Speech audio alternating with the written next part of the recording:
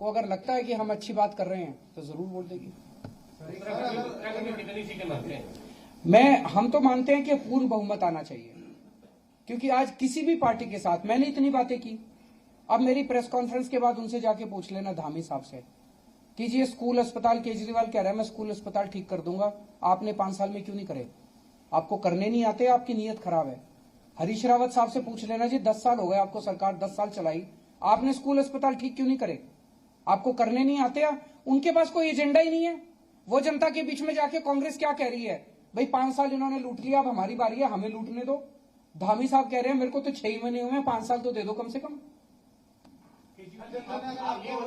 अगर असेंबली आती है और आप सरकार बनाने की भूमिका में होते हैं तो आपका क्या रहेगा, किसके साथ जाएंगे? सर शुभ शुभ बोलिए, प्रार्थना कीजिए कि हमें पूर्ण बहुमत मिले। आपने जब दिल्ली की बात कही 35 वाली, तब आपने किसी का समर्थन लेके सरकार बनाई थी, तो मैं वही चाह रहा हूँ उत्तराखंड में क्या इरादा है?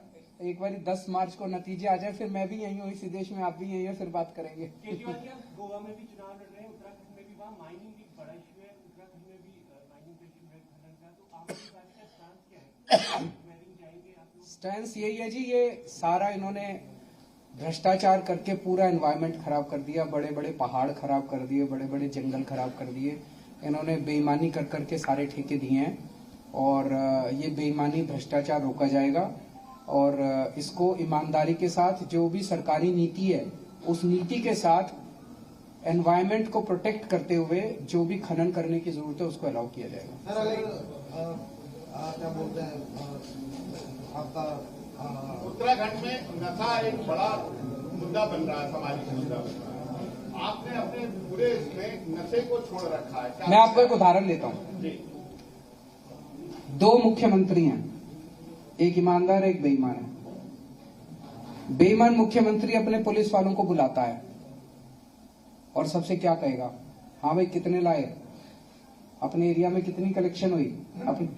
तो जब पुलिस वाले को अपनी एसपी की, थानेदार की पोस्टिंग करने के लिए पैसे देने पड़े, हर महीने कलेक्शन करके ऊपर पहुंचाना पड़े, तो वो तो नशा ही बिकवाएगा, नशे वालों के साथ सांठगांठ करेगा।